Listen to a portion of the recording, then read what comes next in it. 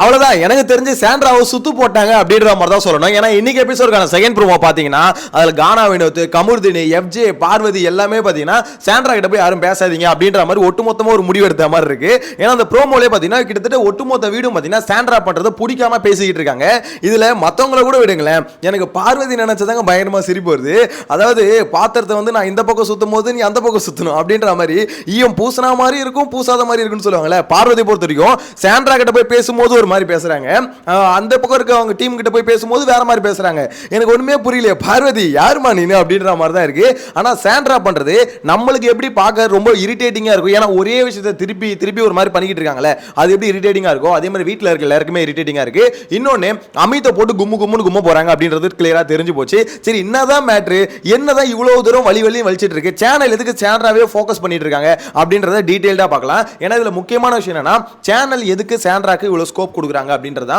ஒன்னு கண்டென்ட் இல்ல, அதாவது இன்னும் டாஸ்க்ல பாத்தீங்கன்னா பெருசா எதுவும் ரெடி பண்ணணும் இல்ல வந்து பெருசா இன்ட்ரெஸ்டிங்கா எதுவும் இல்ல, டாஸ்க்ல கண்டென்ட் இல்ல அப்படின்ற பட்சத்துல சாண்ட்ரா ஃபோக்கஸ் பண்றாங்களா, இல்ல சாண்ட்ரா ஃபோக்கஸ் பண்ணணும்ன்றதுக்காக ஒரு முக்கியமான டாஸ்க் கொடுக்குறாங்களா, ஏதோ ஒன்னு பண்றானுங்க இவனுங்க, ஏதோ ஒன்னு பண்ண ட்ரை பண்றானுங்க அப்படின்றது மட்டும் கிளியரா தெரியுது. ஒருவேளை சாண்ட்ரா மேல சிம்பத்தி வர வைக்க ட்ரை பண்றானுங்களா என்னன்னு தெரியலங்க. ஏன்னா டாஸ்க்னு கொடுத்துட்டா டாஸ்க் மேல கவனம் போய்டும். நேத்தே பாத்தீங்க ஆக்சுவலா அந்த டாஸ்க்னு ஆரம்பிச்சதுக்கு அப்புறம் சாண்ட்ராவும் நல்லா டான்ஸ் ஆட ஆரம்பிச்சாங்க, ஓரளவுக்கு பாத்தீங்கன்னா ஓரளவுக்கு பேச ஆரம்பிச்சாங்க, மத்தவங்க டாஸ்க்ல வந்து இன்வால்வ் ஆகுறாங்க. ஆனால் இவங்க என்ன பண்ணுறானுங்க, டாஸ்க்கு கொடுக்காம சும்மா விடுவோம், சாண்ட்ரா வந்து பழைய மோடுக்கு போயிடுறாங்க. சரி ஓகே நம்ம பர்ஃபார்மன்ஸ் ஆரம்பிச்சிருவோம் அப்படின்ற ஒரு மோடுக்கு போயிடுறாங்க. உடனே ஏதாவது ஒரு மூலையாக பார்க்குறது, ஏதாவது கார்னர் பேரிஸ் கார்னர் அப்படின்ற மாதிரி ஏதாவது ஒரு மூலையில் ஒன்று கேட்டுக்கிட்ட போய் உட்காருறது, ஏதாவது சோஃபா ஒரு மூலையில் பிடிச்சி உட்காந்துட்டு ஒரு மாதிரி மோஞ்சி வந்து ரொம்ப சோகமாக வச்சுக்கிறது. அவங்க சோகமாக வச்சுக்கணுன்னு அமித் எங்கே தான் தேடிட்டு இருப்பார் போல. சரி யாருக்கு போய் ஆறுதல் சொல்லலாம், யாருக்கு போய் அட்வைஸ் பண்ணலாம் அப்படின்ற மாதிரி அந்த மனுஷன் தேடுவார் போல.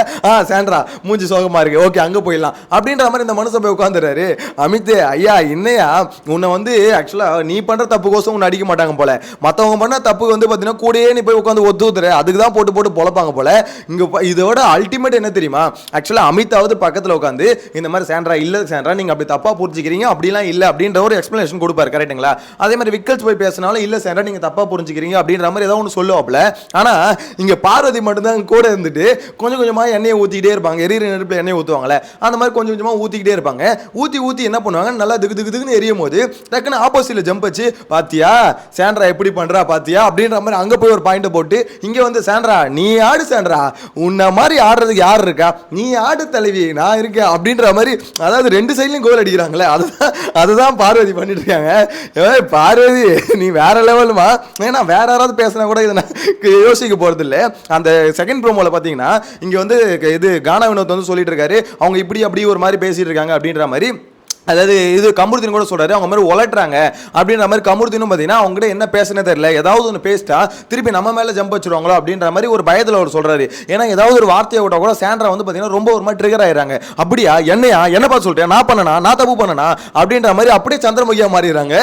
கமுர்தினே பார்த்து பயப்படுறானா யோசிச்சு பாருங்களேன். ஸோ அந்த அளவுக்கு பார்த்தீங்கன்னா சாண்ட்ராவோட பர்ஃபார்மன்ஸ் இருக்குது. இதில் வீட்டுக்குள்ள இருக்க இது கானா வினோத் வந்து பார்த்தீங்கன்னா கனிக்கிட்ட போய் சொல்றாரு, அவங்க என்ன நினைச்சிட்டு இருக்காங்கன்னே புரியல. எஃப்ஜே கிளீனா ஒன்று சொல்றான் பாருங்க, வரும்போது இந்த வீட்டுக்குள்ள வரும்போது ரெண்டு பேரும் ஒண்ணா வெளியே போவீங்க, வந்தீங்க யாராவது ஒருத்தர் போயிட்டு ஒருத்தர் இருக்கணும்னு தெரிஞ்சுதானே வந்தீங்க அப்படின்ற அதுதான் எல்லாருக்கும் இங்க கேள்வியா இருக்கு. இது வந்து ஒரு கேம் ஷோ, இந்த கேம் ஷோல ஒருத்தர் வெளியே தான் போகணும் அப்படின்றது தெரிஞ்சுதான் வந்தாங்களா, இல்ல தெரியாம வந்தாங்களா, இல்ல விஜய் டிவி இப்படி சொல்லி ஒருவேளை ஏமாத்திட்டானுங்களா விஜய் டிவி, இந்த மாதிரி நீங்க ரெண்டு பேரும் ஜோடியா போங்க, உங்களை வந்து ஃபினாலே ஸ்டேஜ் வரைக்கும் ஜோடியா வச்சிருப்போம், அதுக்கப்புறம் தான் வெளியே எடுப்போம் அப்படின்ற மாதிரி ஏதாவது வாக்குறுதி கொடுத்து அம்மா சத்தியம் பண்ணி உள்ள அமைச்சிருக்கானுங்க போல. திடீர்னு பாத்தீங்கன்னா பிரஜன் வந்து எப்ப விஜய் சேதுபதி திருப்பி அடிச்சாரோ ஹோஸ்டே நீ அடிக்கிறியா, விஜய் சேதுபதி போய் சொல்றாரு போல, அவனுக்கு பண்ண சத்தியத்தெல்லாம் தூக்கி குப்பையில போட்டுருங்க, அவன் எப்ப என்னையே எதிர்த்து பேசுறான், கோட்டை தூக்கி கழட்டிட்டு நான் வந்து பில்டப் கொடுத்த மாதிரி வந்தேன்னு நீங்க நினைப்பீங்க. அப்படிலாம் இல்லைங்க, இன்னும் கொஞ்ச நேரம் நின்னா அவன் ஏதாவது திட்டிட்டு இருப்பான், அந்த பயத்தில் தான் நானே ஓடி வந்தேன், ஒழுங்கா 2 வாரம் தான் டைம், அதுக்குள்ள அவனை துரத்தி விட்டுருங்க அப்படின்ற மாதிரி அந்த மனுஷன் சொல்லி இப்போ வெளியே எடுத்துட்டாங்க. ஸோ இந்த இடத்துல வந்து சாண்ட்ரா எனக்கு தெரிஞ்சு கோவம் பண்ணணும்னா ஃபர்ஸ்ட் விஜய் சேதுபதி மேலே தான் கோவம் பண்ணணும், ஹோஸ்ட் மேலே தான் கோவம் பண்ணணும். ஏன்னா அவங்க வந்து பார்த்தீங்கன்னா பிரஜன் வெளியே போனதுக்கு வீட்டுக்குள்ள இருக்க அவங்க காரணம் இவங்க காரணம் அப்படின்ற மாதிரி சொல்றாங்க. கடைசி வரைக்கும் புருஷன் காரணம் அப்படின்றது உனக்கு தெரியல, அப்படின்ற மாதிரி தான் யோசிக்க தோணுது. ஏன்னா அவரு கேம் வந்து நல்லா சூப்பராக ஆடி இருந்தாருன்னா ஆக்சுவலாக இந்த சீசனை பொறுத்த வரைக்கும் ஒன்று சொல்லவா, இப்போ கூட ஒரு கண்டஸ்டன்ட் டஃபாக விளையாண்டாங்கன்னா, அதை டஃப் கொடுத்து விளையாண்டாங்கன்னா, இண்டிவிஜுவலாக விளையாண்டாங்கன்னா டைட்டில் அடிக்க வாய்ப்பு இருக்குது. ஏன்னா இந்த சீசனை பொறுத்த வரைக்கும் 73 நாளாயும் நம்ம எல்லாராலையும் மறுக்க முடியாத ஒரு உண்மை என்ன தெரியுமா, இப்போ வரைக்கும் டைட்டில் வின்னர் யாருன்னு தெரியல. இவரா அவரா அப்படின்ற மாதிரி இருக்கு. இது வரைக்கும் பிக் பாஸ் ஹிஸ்டரியிலே இப்படி ஒரு மட்டமான சீசனு, மானங்கட்ட சீசனு இருந்ததே கிடையாது. ஏன் சொல்லுங்க, எல்லா சீசன்லையுமே அதிகபட்சம் ஒரு 30 இல்லை 40 நாள்னு வச்சுக்கோங்களேன். 30-40 நாளில் தெரிஞ்சிடும், ஓகே இவர் வந்து டைட்டில் வின்னர் ஆயிடுவார்ப்பா, இவங்க டைட்டில் நோக்கி போற மாதிரி இருக்கு அப்படின்ற மாதிரி ஏதாவது ஒன்று இருக்கும். ஆனால் இந்த சீசனை பொறுத்த வரைக்கும் தான் பார்த்தீங்கன்னா இப்போ ஒரு 73 நாளாயும் இவன் ஜெயிச்சாலும் பெருசா ஓகே ஜெயிச்சுட்டு போடும், இல்லை அவன் ஜெயிச்சாலும் ஜெயிச்சுட்டு அப்படிதான் இருக்கு. ஆக்சுவலாக இங்கே யாருமே பார்த்தீங்கன்னா மனசார இவங்க தாண்டா அடிக்கணும், நீ தாண்டா அப்படின்ற மாதிரிலாம் ஒன்றும் இருக்காது. எனக்கு தெரிஞ்சு விஜய் சேதுபதி வந்து டைட்டில் வின்னர் இவர் தான் அப்படின்னு கை தூக்கும் போது கூட எல்லாம் கீழே உட்காந்துன்னு சரி அப்புறம் அப்படின்ற மாதிரி தான் கை தட்டுவாங்க போல. ஏன்னா அந்த மாதிரி தான் இந்த சீசனும் போயிட்டு இருக்கு. ஸோ இதில் வந்து அப்படிப்பட்ட சீசனில் பிரச்சனை ஒழுங்காடி இருந்தாருன்னா அவருக்கான மாஸ் வந்து கிடைச்சிருக்க போது. பிரச்சனை உள்ள வந்து பேப்பரை கிழிச்சார்ல, அது என்ன பேப்பர் ரோடின்னு பேர் வந்தது, அது வேற விஷயம்.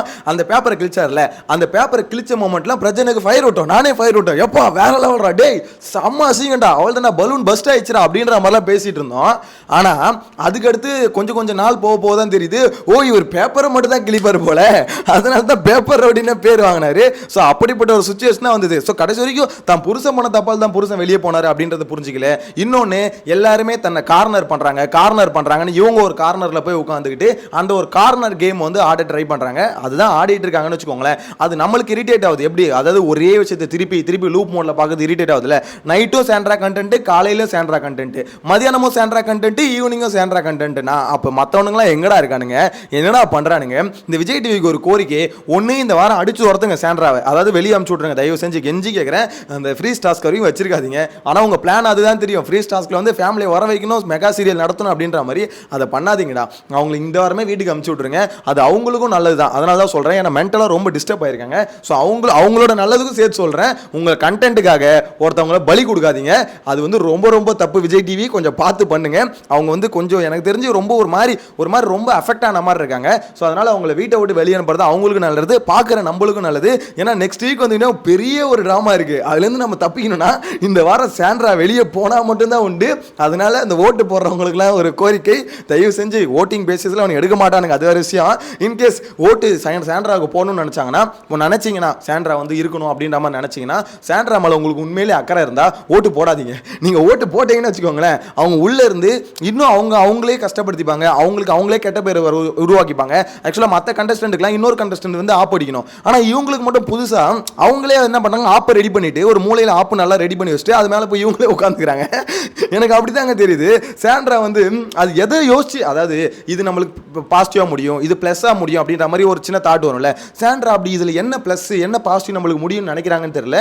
எல்லாருக்கிட்ட இருந்தும் பார்த்தீங்கன்னா கொஞ்சம் அவைவாக போயிட்டே இருக்காங்க. அதே மாதிரி இந்த வீட்டில் இருக்கவங்களும் போட்டு போலணும். இந்த கனிக்கு, எஃப்ஜேக்கு, அதுக்கப்புறம் இந்த விக்கல்ஸுக்கு, எஃப்ஜே கூட இல்லை இந்த விக்கல்ஸு, ஸோ இவங்கெல்லாம் பொழக்கணும். ஏன் ஒருத்தவங்க தனியாக இருந்தால் விட்டுருங்க, ஒரு 2 நாள் விடுங்களேன், அவங்களே விட்டா இதுவாகிடுவாங்க.